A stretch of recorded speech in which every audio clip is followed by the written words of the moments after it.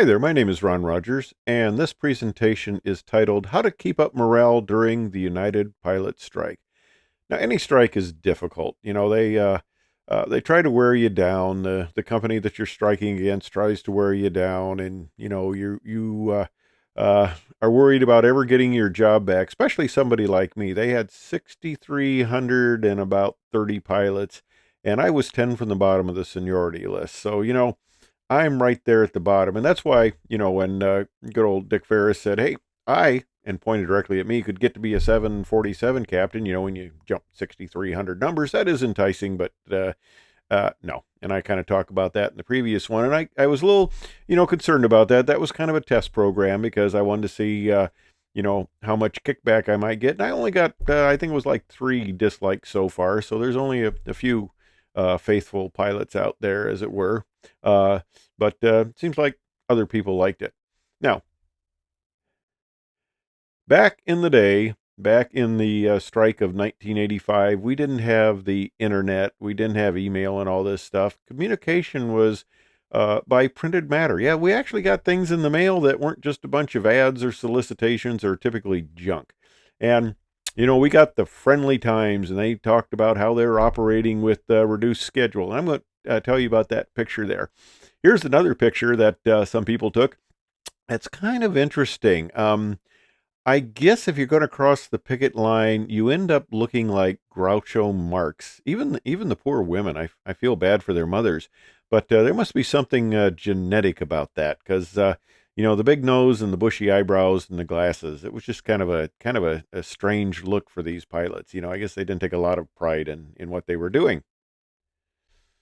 But this is an interesting picture here that they put, and it's a spontaneous show of support. Look at all these people who just went down to the ramp and they got their hands up in the air and they are just happy to be, and they happen to have, a little elevated platform where they could spontaneously take a picture of this spontaneous bit of support here, and just interesting. All these people, came down and they're just so happy. That's so good to see.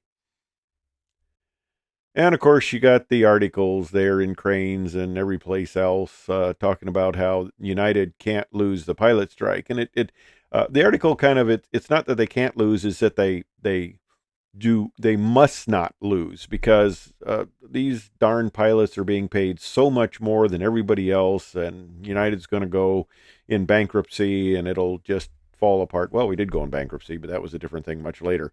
But that's where they took away my pension. But anyway, they just had to win it, and we're getting all this printed matter. And of course, it can be kind of depressing. And then I get this letter from our VP of flight operations. He talks about, what's going to happen. They want to operate the airline, but if things don't come to it, this is what's going to happen to you. And the little line up here, this is kind of what I used to get my job at Boeing back, because it says recall will be based on qualifications to perform available work, not seniority. And it could, of course, and it could be several years, if ever, before striking pilots are returned. Well, tell me about that now, 40 years later. But yeah, okay. I'm 10 from the bottom, and depending on how many people may or may not come back, I could really be in a world of hurt. I'm looking at my airline career is pretty much over at this point. Not not too hopeful. And here we got a letter about wearing of the uniform. Well, these poor guys down here, they're not captains, but they're striking in uniform, and right there the letter says, "Up, can't do that." Well, I did it too. Fortunately, there are pictures of me because this one lady from the office, she came out, and we thought, oh, that's nice. We waved her, and then she picks up a camera and takes all our pictures, and yeah, that didn't go over so well. It wasn't quite the friendly wave you would have thought. Well, let me explain how things were in the olden days. You had this book, and this one came out just right after the strike. It's good to be back. Okay, so I'm a little foreshadowing here. I guess you probably know how this did come out. It was 29 days, and we went back, and that was a fun story too. But you actually had this paper thing, and you had to open it up, and you had to look at the schedule. And okay, it gets worse. You had to pick up this thing called a phone. I mean, not the little ones like this, that you carry around and stuff. It was this big thing, and it had wires, and it went into the wall. And if you started walking away, it got ripped out of your hand. That's how you dropped a call. The receiver physically got ripped out of your hand, and so you couldn't go on the internet. You couldn't, fill out all these little forms to get a flight. You actually had to call somebody. And now listen to this. You actually got somebody in the United States, not an Afghanian. Not there's anything wrong with Afghan call centers, but you actually got to talk to somebody that you actually reasonably understand what they were saying. So you were talking to a person in the United States.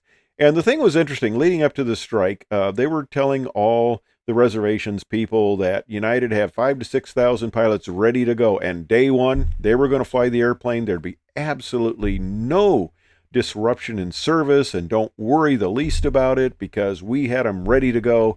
And it was just going to be wonderful. So what I did, and this is the only way back then you could make a reservation, and Mileage Plus and all that stuff was just in its infancy. But so what I would do, kind of as a mood enhancer, let's put it that way, I would pick up the phone and I would call reservations. And I would say, hi there, I'm a businessman and I need to book the 10 o'clock flight. There was a real nice 10 o'clock flight on the DC-10 from Chicago to San Francisco. I'm going to buy, I know it's late because I want the flight tomorrow, so I'll pay full fare first class. I want full fare first class tickets, and I like seat 2B. I like the aisle seat there, so that's the one I want. And she goes, I'm sorry, sir, but that flight is not operating. And I go, no, no, no, no, no. I was told that there would be absolutely no disruption.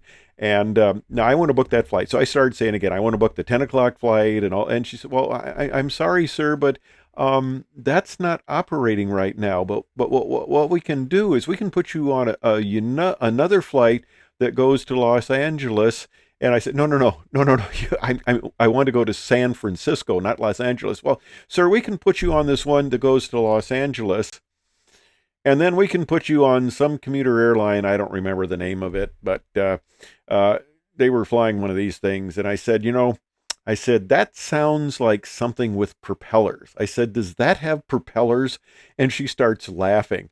And I said, I am just a nervous flyer. And I don't like flying anything with propellers. It just makes me really nervous. And but isn't there any way I can go from Chicago to San Francisco at 10 o'clock? Because they told me there would be no problem.